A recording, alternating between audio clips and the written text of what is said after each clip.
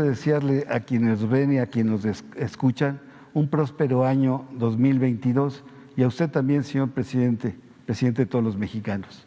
Y bueno, ya en su cuarto año de gobierno y al término de un año difícil en donde predominaron las falsas noticias, ya es tiempo de destacar las buenas noticias y críticas positivas, como las del sacerdote más conocido, Alejandro Solalinde, que se confiesa muy bien de usted al señalar que existe la santidad política, existe esa santidad. La pregunta es, presidente, en el próximo año, ¿cuál es el rumbo que debe de tomar nuestro país en los próximos 2 años y medio restantes de su administración? Usted aquí dijo que se debe dar la estafeta a manos jóvenes. La pregunta sería, ¿la continuidad del proyecto estaría mejor en manos femeninas que en manos masculinas? Y finalmente, el padre Solalinde también vislumbra que Morena ganará en el 2024. ¿Usted confía que Morena sea la opción para el 2024? Esas serían mis preguntas.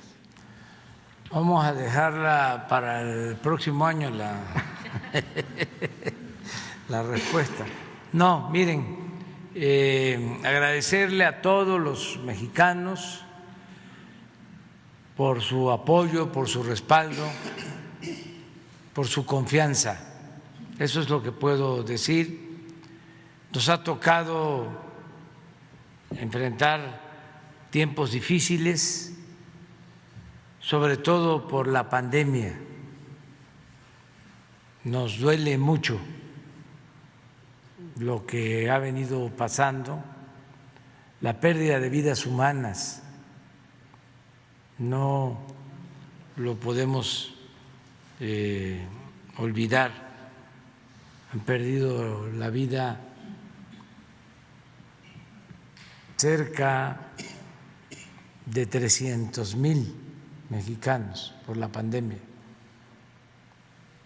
Esto ha afectado a todo el mundo, pero nos duele mucho que esto haya sucedido. Hemos hecho todo lo que ha estado de nuestra parte. Creo que hemos actuado bien, de manera profesional. Nos hemos aplicado a fondo, hemos trabajado bastante, no solo dedicando mucho tiempo a enfrentar el problema, sino también dedicando tiempo a mantener buenas relaciones con gobiernos que nos han ayudado en estos momentos difíciles y que siempre pues vamos nosotros a agradecer ese apoyo de gobiernos extranjeros. Afortunadamente estamos saliendo de esa circunstancia tan difícil, se está recuperando nuestra economía, se recuperaron los empleos, hay bienestar porque hay una mejor distribución de la riqueza. Ya no es lo mismo de antes. Ayer desayuné con Carlos Slim y hablamos, entre otras cosas, de la decisión que tomó de pagar sus impuestos en México por la venta de una filial de una de sus empresas.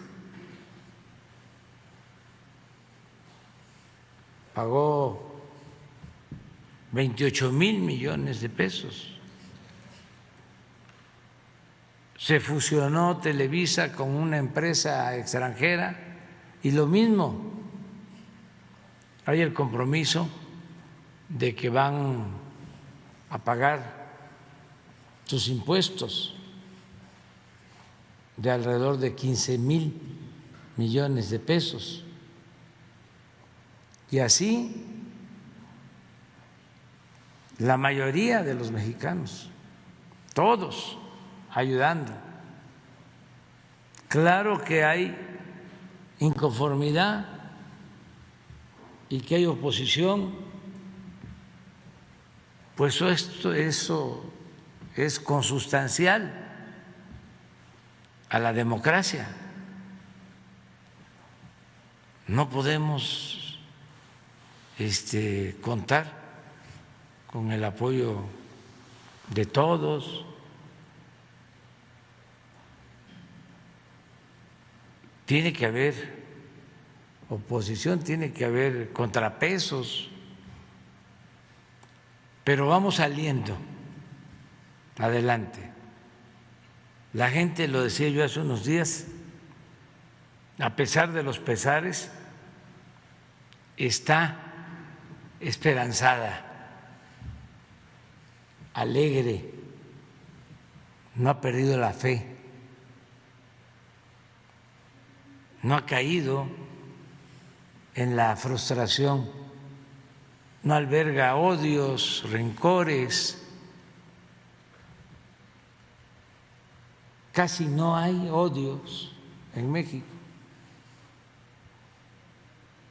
muy pocos, y esos porque son corajudos.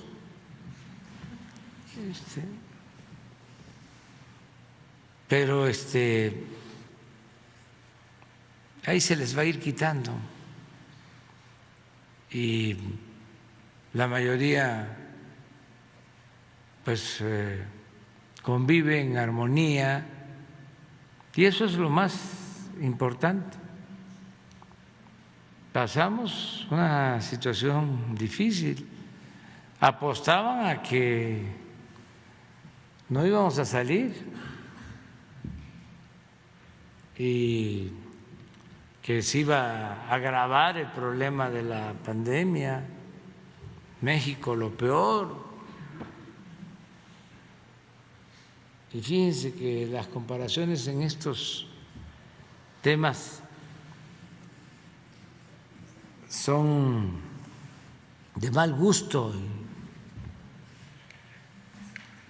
tristes, pero sí es importante que al final del año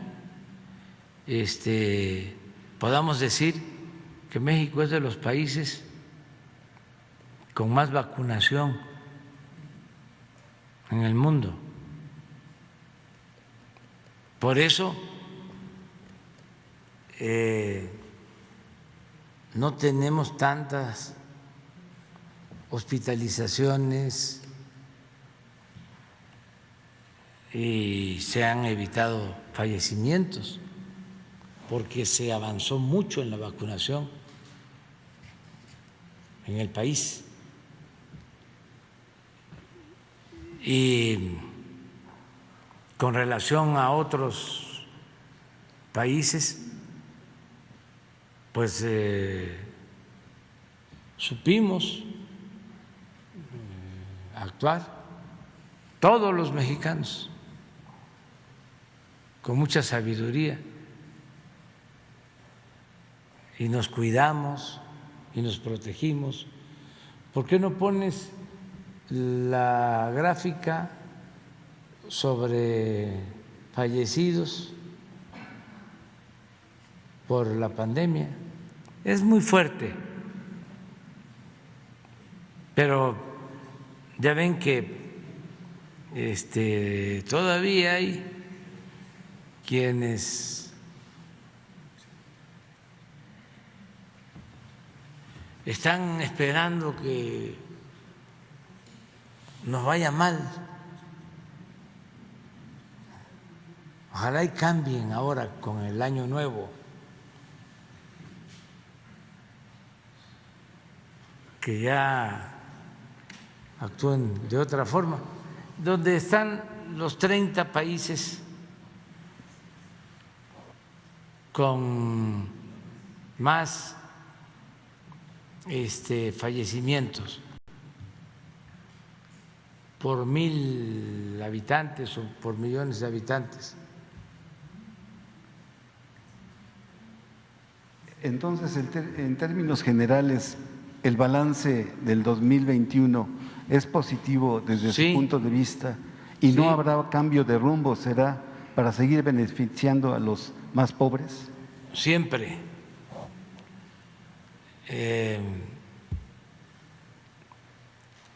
No hay ninguna duda de que la fórmula funciona.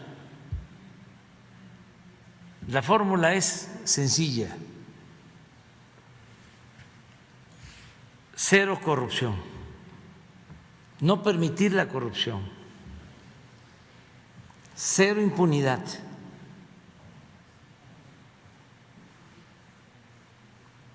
austeridad republicana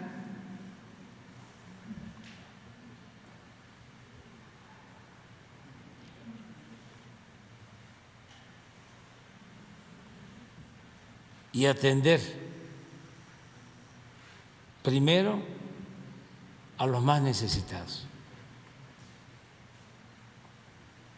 Por el bien de todos, primero los pobres. Esa es la fórmula. Miren esto. ¿Esto de cuándo es? Del 27.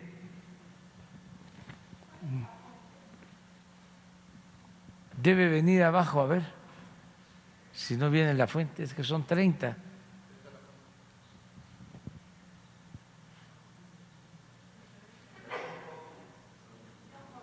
Sí. Mire, de los 30 estamos en el 21. Pero aquí lo importante, pues, digo, lo que se puede destacar es que de América tenemos el lugar 6. Desgraciadamente el primer lugar lo tiene Perú. Esta es la población de Perú, 32 millones. Y de acuerdo a esa población, tiene este promedio de 6,228 fallecidos por millón de habitantes. Luego Bulgaria, Bosnia, Hungría. Pero de los, dije 6, pues son 5, de los países de América está Brasil. Brasil tiene una población de 211 millones de habitantes. Han fallecido 618,000 y tiene un promedio de 2,931. Brasil, después de Estados Unidos, es el segundo país en población en América.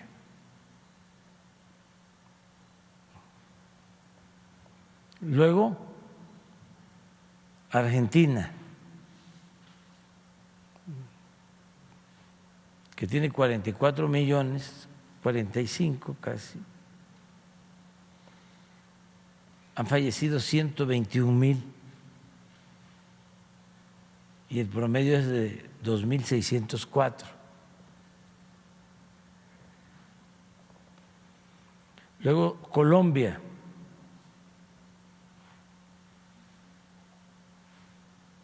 $50,339,000.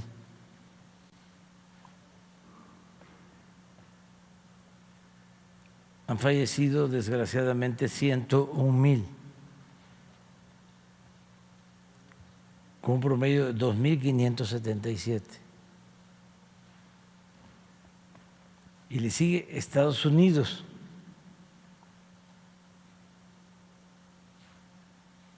que tiene 328.239.523 habitantes. Han fallecido 816,000. Tiene un promedio de 2.487. Y luego estamos nosotros aquí.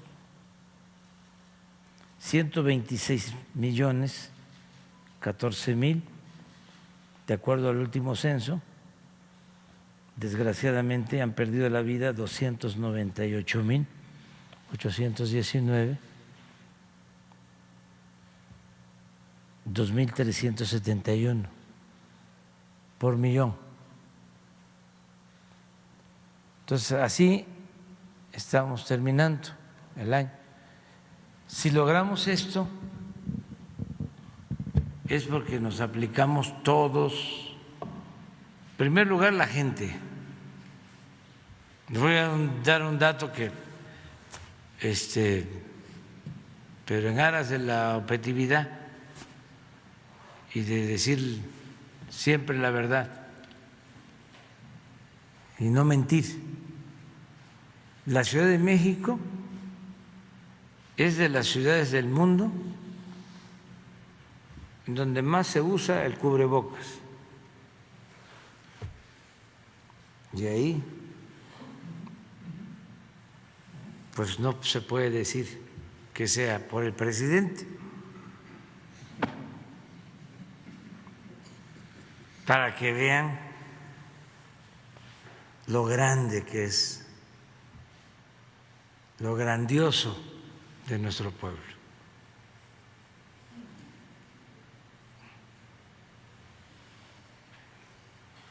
Entonces, la gente, el que los adultos mayores hayan sido cuidados en sus casas por sus hijas, por sus hijos, por sus familiares, como los cuidaron. Antier, el domingo que llegué, estaba lleno.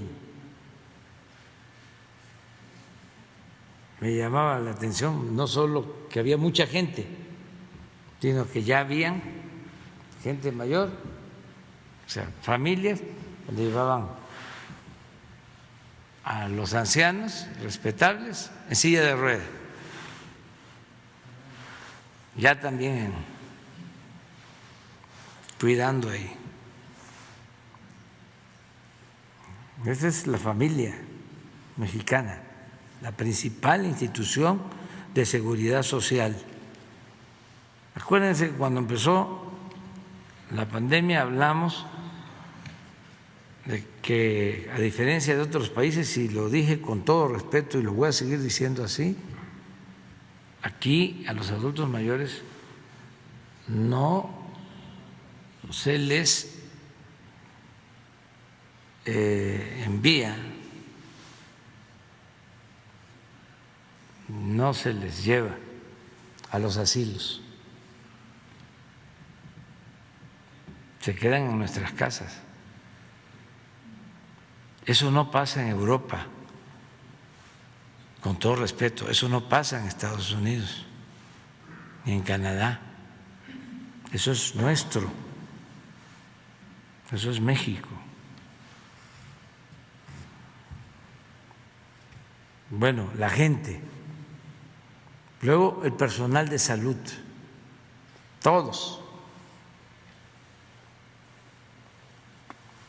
La solidaridad internacional, ya lo hablé, ya lo planteé, no teníamos nada, el sistema de salud estaba en el suelo, teníamos hospitales inconclusos, el ejército se metió a construir y a terminar hospitales, y lo mismo hizo la Marina, y a contratar personal y a formar personal, porque no tenemos médicos generales, no olvidemos que hay un déficit que nos dejó la política neoliberal o neoporfirista. Se requiere un médico, se requieren 3 médicos por cada 1,000 habitantes y tenemos 1.2 por cada 1,000 habitantes, por la política del rechazo a los jóvenes que querían estudiar.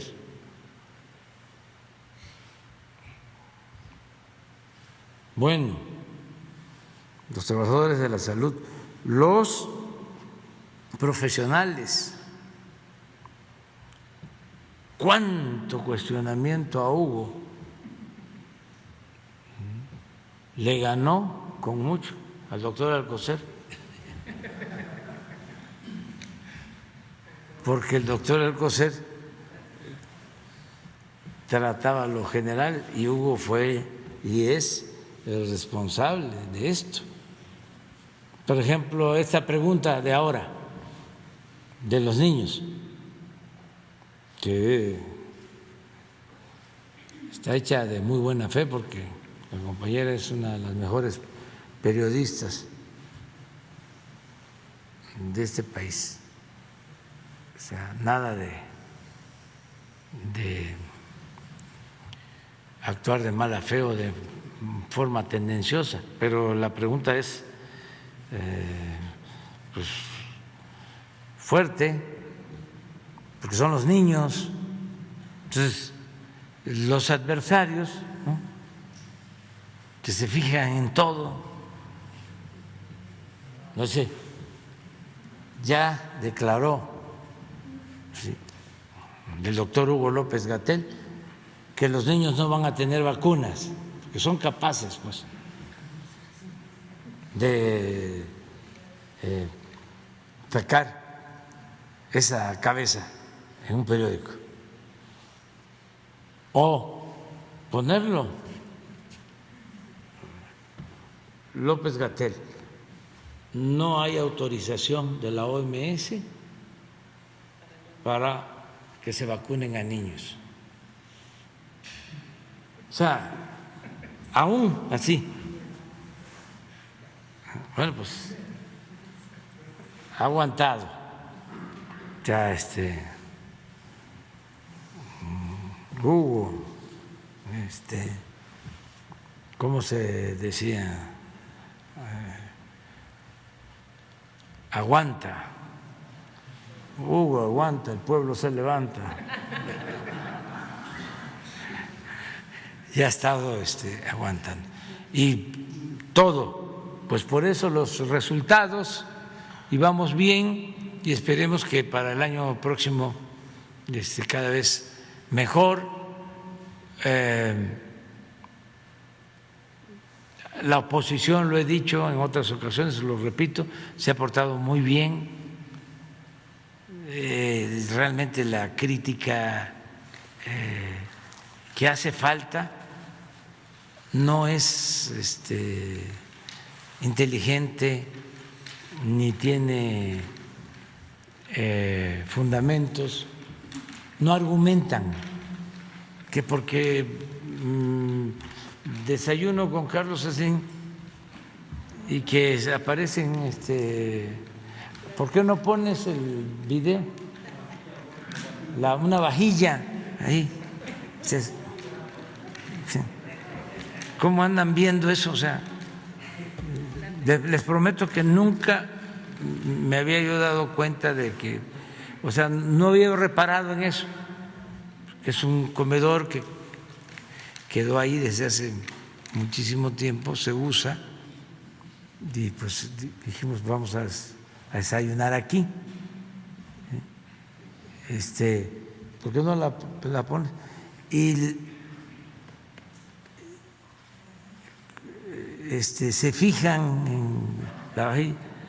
Ojalá y fuese de la época de Maximiliano, pero no, porque saquearon muchas cosas que habían quedado. Hay de Maximiliano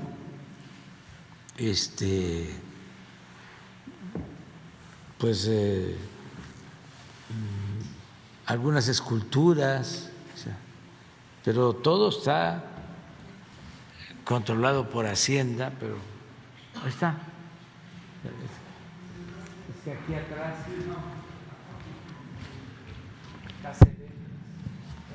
las vajillas. Ya voy a invitar a López Dóriga.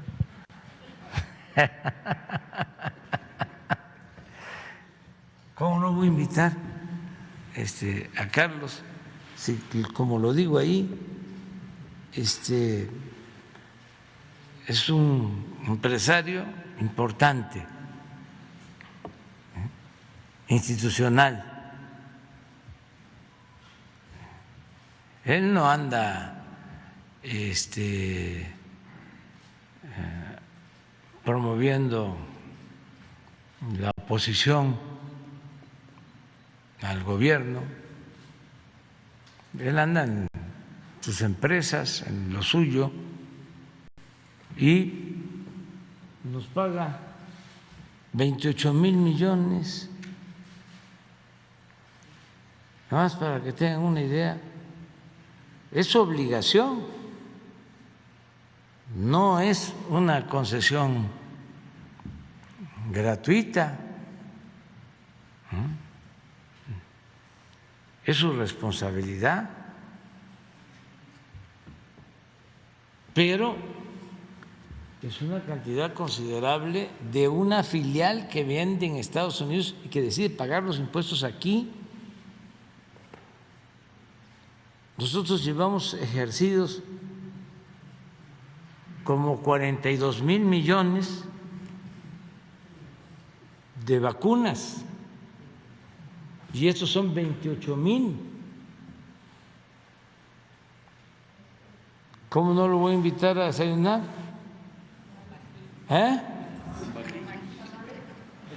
Sí, chipilín y chocolate y hasta budín y pan de yuca, ¿sí?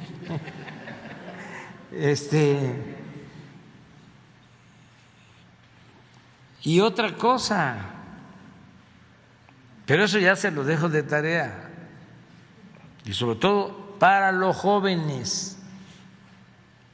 Antes se hacían operaciones de este tipo y no pagaban impuestos.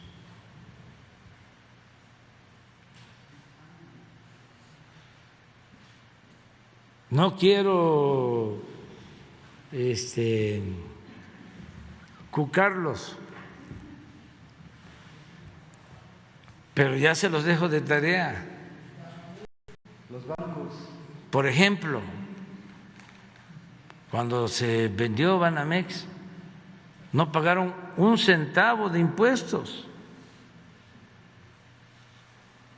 Cuando se vendió Banamex a Citigroup,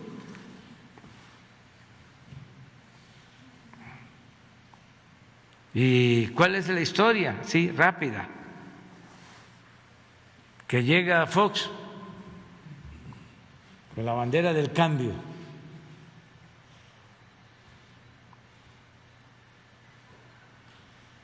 apoyado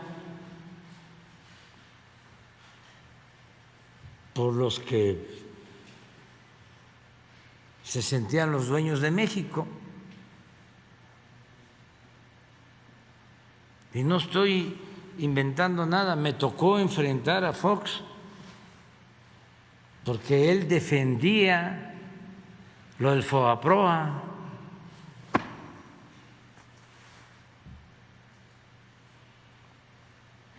Salió a decir con su lenguaje muy peculiar que yo quería dejar sin ropa a los empresarios, cosas así.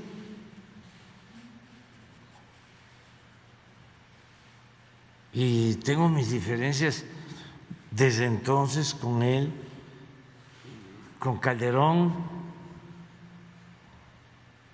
Me acuerdo un debate con Calderón, él era presidente del PAN, yo era presidente de otro partido, Fobaproa, con un gran periodista que fue víctima de la represión, Gutiérrez Vivó. Todo esto para los jóvenes.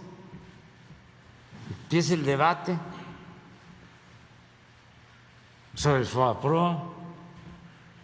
Llega un momento y ahí debe estar grabado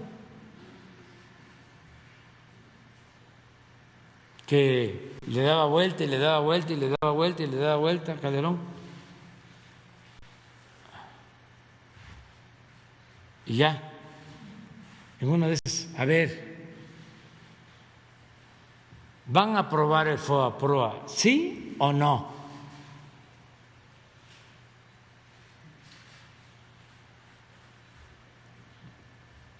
Y dice, no. Está grabado. Ya saben qué es el Fobaproa, pero hay que recordarlo para los jóvenes. Convirtieron las deudas privadas de unos cuantos en deuda pública, en deuda de todo el pueblo. 3 billones de pesos le cargaron al pueblo de México. Ese es el Fobaproa. ¿Y qué creen que pasó? Lo aprobaron.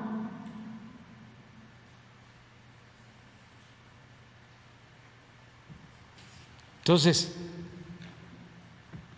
son historias. Entra Fox,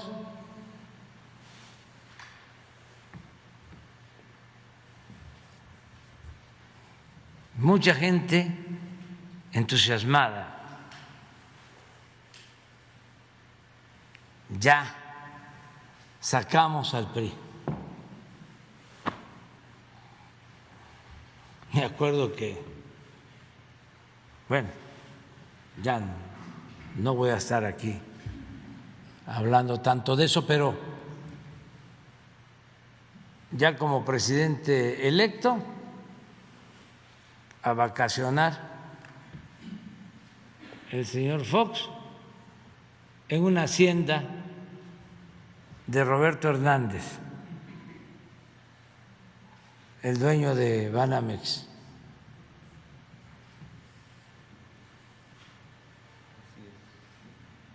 Forman el gabinete, un empleado de Roberto Hernández,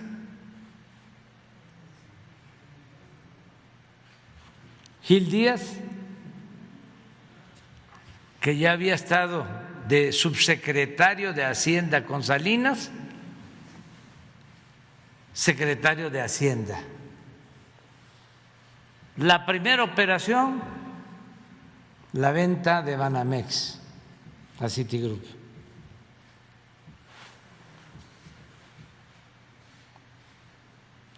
No pagaron impuestos.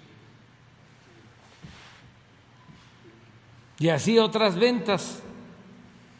Entonces, ¿cómo no voy a celebrar que ahora sea distinto? El señor de Oxxo pagó 10,000 millones.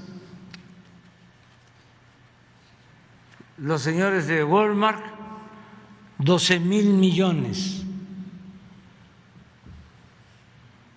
Ahora 28,000. Televisa debe pagar 15,000. Y todo esto es para fortalecer la hacienda pública. Estas son las becas para los estudiantes pobres. Este es el apoyo para los adultos mayores, son las pensiones para las niñas, para los niños con discapacidad. Es el que podamos entregar las medicinas, las vacunas de manera gratuita. Es el que podamos entregar los presupuestos para rehabilitar, mejorar las escuelas públicas. Esto es, y mis respetos para la actitud de Carlos Slim y de otros empresarios, muchos otros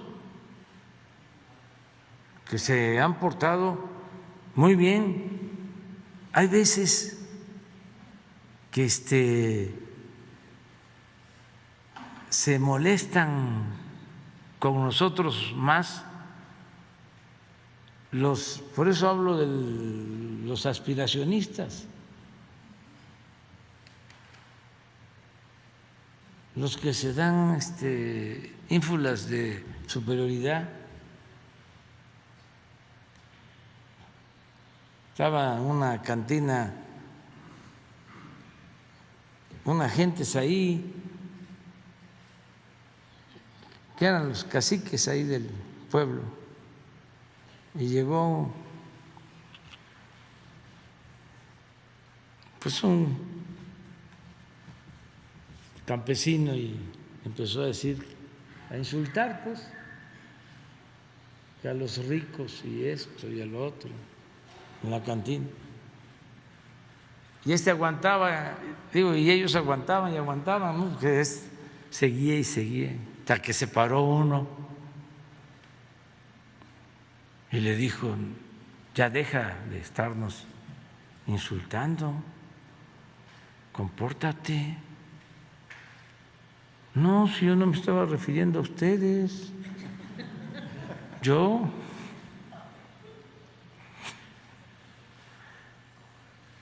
Estaba yo pensando en los machuchones. Pero así está, ¿sí? A veces ya cualquiera se siente fifí, no, hay niveles. Bueno, nos vemos mañana. Adiós, adiós.